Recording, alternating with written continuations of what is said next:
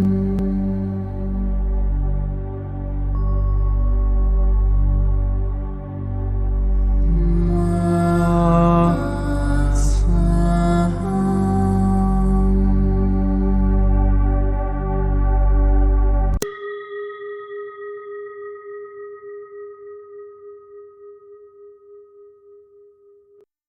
qui suit est la transcription d'un échange entre Mathias de Stefano, désigné ici comme moi, et son soi supérieur, désigné comme je suis.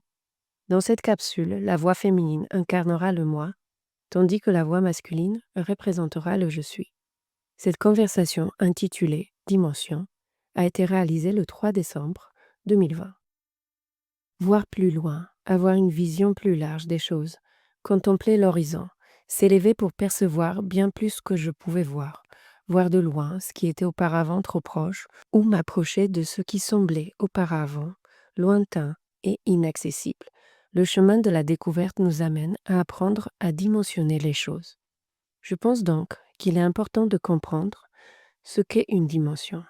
La dimension, comme nous l'avons déjà dit, vient du latin dis, diviser, séparer, et métiri, métio, mesurer, mesure. Une dimension est donc une mesure perçue à partir de deux points de vue distincts, l'un proche et l'autre éloigné, l'observateur et l'observé. Comme les yeux, l'œil de l'observateur conditionne la réalité observée. En physique quantique, qui est la physique qui quantifie la réalité, on interprète que toutes les compositions de l'existence sont mutables, au point que la moindre observation sur quelque chose exerce déjà une pression qui modifie les choses. Ainsi, une quantité minimale d'énergie peut se comporter comme une onde ou une particule selon l'observateur. Mais pour comprendre cela, allons à l'essentiel. Les humains spirituels considèrent les dimensions comme des niveaux célestes. Et savez-vous pourquoi ? Pourquoi ?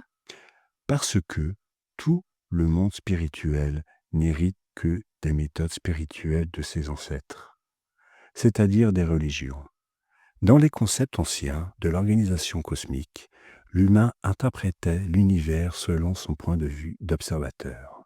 Ainsi, l'univers prenait la forme que l'humain était capable de percevoir, ou du moins montrait cet aspect.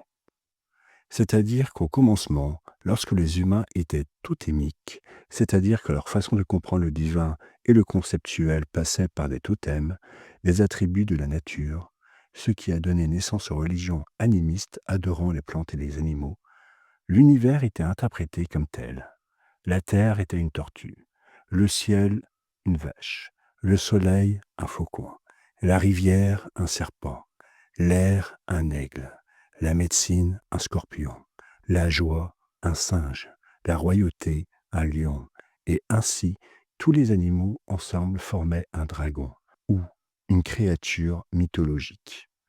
Les étoiles étaient des lucioles qui transportaient les esprits, la mer était la grande baleine, et ainsi leur connexion avec la réalité était animaliste.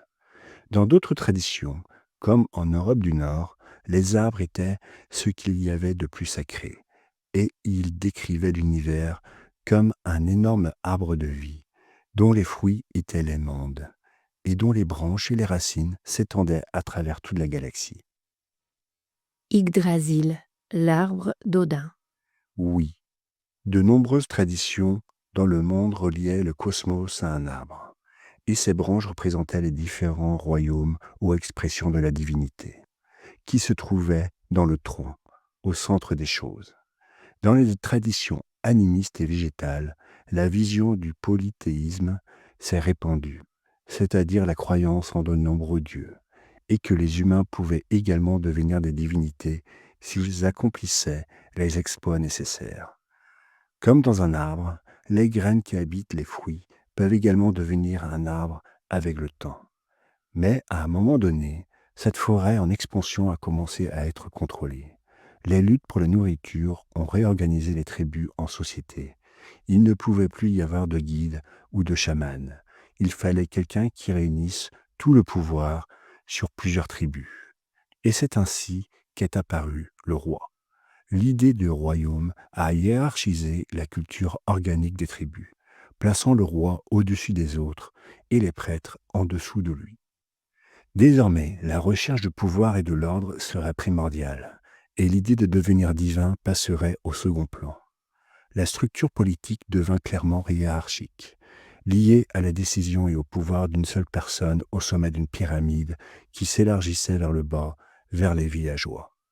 Et cette vision, malgré d'autres tentatives, est restée en vigueur pendant plus de 12 000 ans, jusqu'à aujourd'hui. Ainsi, pendant tout ce temps, la majorité de l'humanité a conçu l'univers de manière monothéiste, avec un seul être à la tête de tout, avec une structure hiérarchique qui plaçait les uns au-dessus des autres.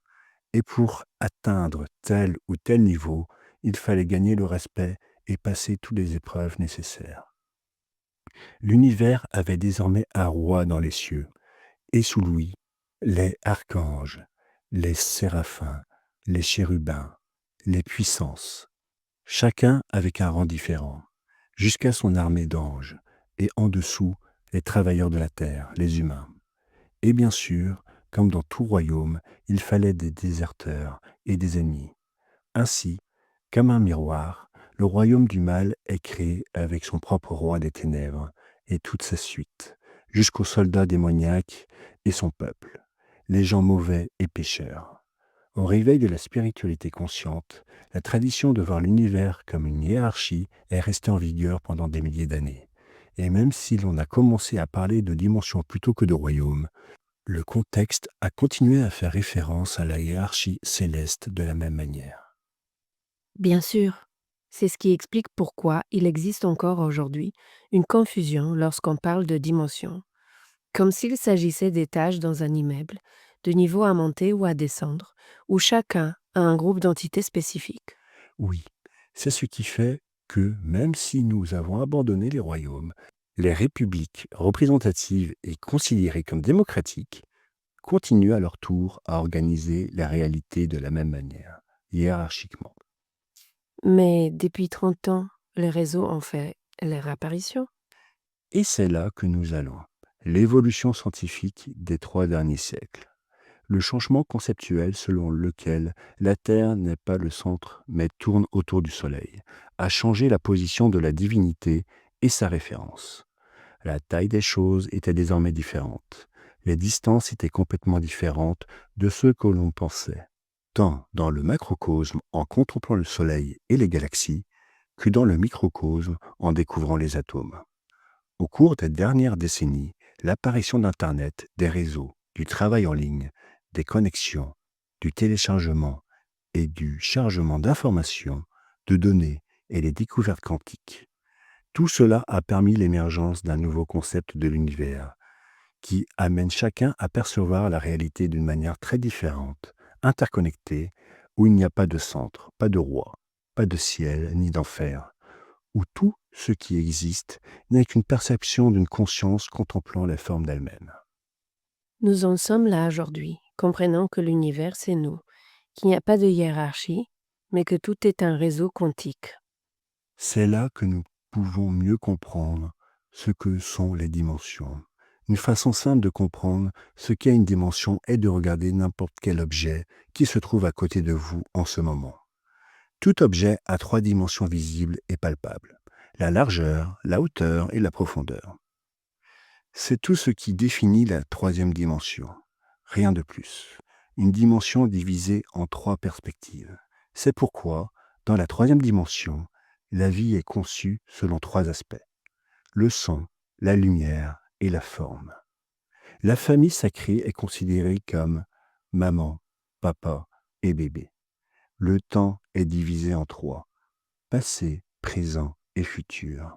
Les dimensions sont une inflexion des lois de l'espace et du temps. Cela me rappelle la légende urbaine selon laquelle on ne peut pas plier une feuille de papier plus de 8 fois, car mathématiquement, si on pouvait continuer à la plier par mathématiques exponentielles, en seulement 40 plis, on arriverait à la Lune. C'est fou, mais c'est la logique de l'univers.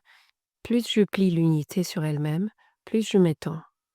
Et en seulement 100 plis, tu aurais atteint l'épaisseur de tout l'univers.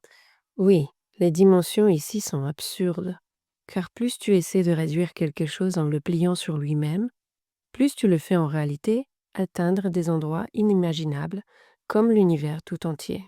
C'est pourquoi une seule dimension se replie sur elle-même 8 fois pour créer le cube, qui se replie 3 fois de plus pour créer l'inspiration, la contemplation et l'expiration, qui donnent lieu à la création.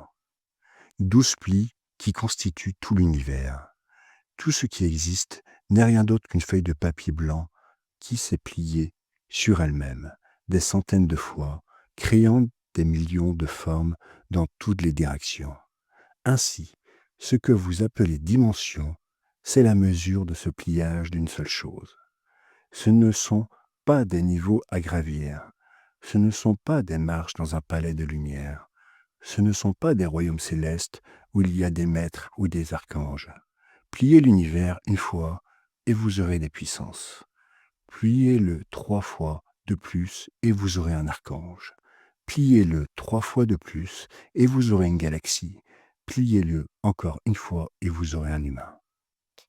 C'est toujours le même être, pliant son temps et son espace. Que devez-vous faire si vous voulez voir vos pieds? Me pencher, Vous pliez votre corps pour voir vos pas. Vous portez vos yeux dans une autre direction en changeant la perspective d'observation pour vous unir à ce que vous observez. Le pliage permet à l'univers d'être conscient de ce qu'il fait, de ce qu'il exprime, deux choses qui seraient autrement impossibles à affronter. à quel moment l'univers se plie-t-il? La première dimension est l'unité, où tout converge. C'est la même feuille de papier. La deuxième dimension est la dualité. Lorsque vous pliez la feuille pour pouvoir vous voir face à l'autre partie, à l'autre extrémité, positive et négative. La troisième dimension ajoute un pli supplémentaire pour montrer la profondeur dans la largeur et la hauteur de la longueur d'onde de la dualité. La quatrième dimension montrera le mouvement des 3 aspects précédents, c'est-à-dire leur transformation, leur changement de position, la sensation du temps. Le cinquième pli ou dimension clarifiera tout le processus en le contemplant et en apportant compréhension et conscience. Le sixième vous permettra de recréer l'existant, de générer de nouvelles formes à partir de ce qui précède. Ainsi, dans la septième, vous devenez créateur, éveillant la lumière qui se trouve dans l'énergie de votre être, l'illumination. Ainsi, vous vous étendez dans la huitième dimension, dans tous les temps possibles, dans le réseau d'information générale, la matrice, et dans la neuvième dimension, vous vous trouvez dans tous les espaces possibles, vous reconnaissant comme divinité. Et il a toujours été le même être. Les dimensions ne sont pas des stades, des niveaux, mais le même être se regardant sous différentes mesures. Les maîtres, les archanges, les humains, les atomes, tous sont le même être exprimé à différentes distances et tailles ou plis. Par conséquent, communiquer les uns avec les autres n'est rien d'autre que parler avec soi-même et entendre les différents points de vue de la même réalité. Je suis tous. Je suis. Dimensionner, c'est donc prendre conscience de la connexion et de la conséquence de toute chose. Chaque chose qui nous arrive a un passé et un avenir. Elle affecte plusieurs personnes de différentes manières. Dimensionner, c'est prendre du recul par rapport à ce repli constant, jusqu'à réaliser que les conflits ou les crises ne sont rien d'autre qu'un nouveau moment de repli ou de dépliement du temps et de l'espace. Dimensionner, c'est savoir voir avec attention la connexion entre toutes choses, ne pas se limiter à un simple point de vue conditionné. Ce que nous voyons n'est jamais la vérité. Pour bien voir, il faut prendre du recul. Une fourmi n'a jamais vu un humain, car sa vision ne peut pas prendre le tout. Tout comme un humain ne peut pas voir la terre en se tenant debout dessus. C'est lorsque nous dimensionnons les choses que nous découvrons les vérités. C'est pourquoi pour dimensionner ce que je suis, j'ai besoin de sortir de ce que je crois être. Cesser d'être une onde pour redevenir une particule, ou cesser d'être une particule pour redevenir une onde. C'est ainsi que commence le voyage de la connaissance, en osant laisser ce que vous voyez et croyez pour vous ouvrir à un changement de perspective. élargir les dimensions. Chaque fois que l'on voyage, que l'on bouge, que l'on vit quelque chose de différent, c'est comme si on pliait tout, en ajoutant de nouvelles données. Plus je me plie, plus je m'étends. Encore un paradoxe. C'est vrai, la feuille qui semble libre et flexible n'arrive nulle part si elle ne se plie pas. C'est là que réside l'humilité, le fait de s'incliner vers les pieds, se permettre de changer de point de vue, de perception. Le paradoxe est que plus l'univers se plie, plus il s'élargit, s'étend. On ne gagne pas en sagesse sans gagner quelques rides en chemin. C'est assez explicite, cette dernière remarque. Il faut se plier. C'est seulement ainsi que nous pourrons voir d'autres dimensions. Le chemin de ce mois-ci consiste à élargir la dimension des choses. Je vous laisse donc ici la tâche de ce mois-ci. Essayez de noter chaque jour au moins une chose que vous avez apprise lors d'un voyage que vous avez fait. Il peut s'agir d'un voyage de seulement 5 kilomètres ou à 15 000 kilomètres de chez vous. Cela peut être une chose insignifiante ou quelque chose de très important. Peu importe. Prenez simplement un carnet de voyage et notez le lieu, la date approximative, les personnes impliquées et ceux dont vous vous souvenez avoir appris à cet endroit lors de ce voyage. Cela peut aller de choses comme j'ai appris à plier une chemise à j'ai appris à me détacher de mon partenaire ou j'ai appris les lois de l'univers. Oui, tout. L'important ici sera de mesurer comment nous avons appris lorsque nous avons changé notre point de vue constant et confortable. Il est nécessaire que le corps, l'âme et l'esprit sachent que cela n'est possible que si je change ma perspective réelle. Pour changer ma perspective mentale, je dois également changer ma perspective visuelle, la façon dont je contemple les choses, de quel point de vue. Ainsi, tu pourras commencer à comprendre que la communication avec les dimensions est directement liée à la façon dont tu assimiles les informations sur toi-même et sur le monde qui t'entoure.